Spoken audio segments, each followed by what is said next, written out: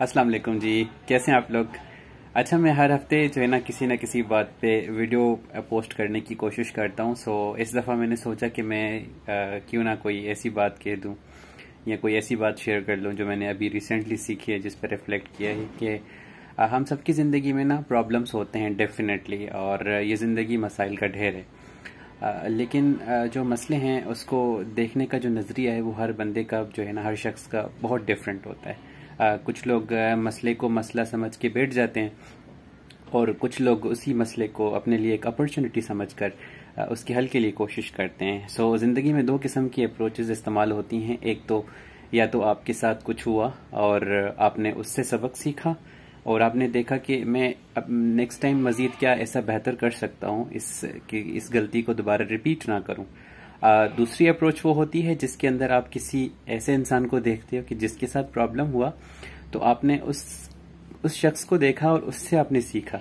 सो ये दो किस्म की अप्रोच होती है इंसान की, जिसके ज़रिए हम लोग सबक सीखते हैं। लेकिन इस सब बातों में ना सबसे अहम बात यह है कि जब भी कोई प्रॉब्लम हो तो उस पर जो हमारा रिएक्शन होता है ना, वो बड़ा सब्जेक्टिव होता है। मिसाल के तौर पर आपके साथ कोई प्रॉब्लम हुआ और आपने उस प्रॉब्लम को लेके आपने एक्सक्यूजेस देना शुरू किए, आपने ब्लेम गेम शुरू कर दी, तो वो जो मसला है वो कभी भी आपको कुछ सिखाएगा नहीं।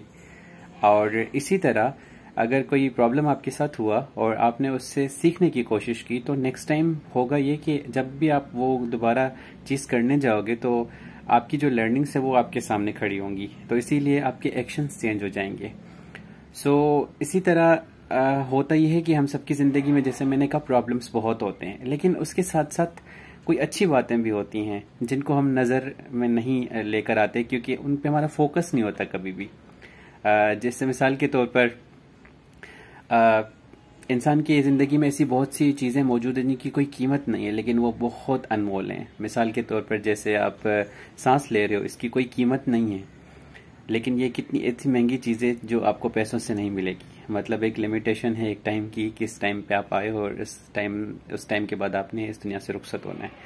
दूसरा ये कि जो नेचुरल चीज़ें आप ज़िंदगी में देखते हो, मिसाल के तौर पर जो दिन में सूरज की रोशनी है, वो सबको एक जैसी मिलती है। आप उसमें कोई जो है ना पैसों पे ख़रीद नहीं कर सकते। और इसी तरह जो रात को आपको सुकून मिलता है उसकी भी कोई कीमत नहीं है, लेकिन वो एक बिल्ट इन चीज़ें।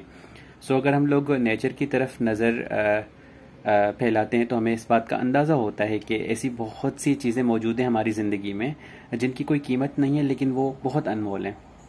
सो जब हम रिफ्लेक्ट करने लग जाते हैं तो हमें इस बात का अंदाज़ा होता है कि हमारे मसले तो हैं, लेकिन उन सब के बावजूद हमारी ज़िंदगी में बहुत सी अच्छी बातें भी हैं जिन पे हमें शुक्रगुजार होना चाहिए। जैसा कि हम सब की ज़िंदगी में जो अच्छी अच्छी बातें होती हैं ना, अच्छी अच्छी चीज़ें होती हैं, उनकी उस वक्त तक हम कदर नहीं करते जब तक वो हमारे पास हो।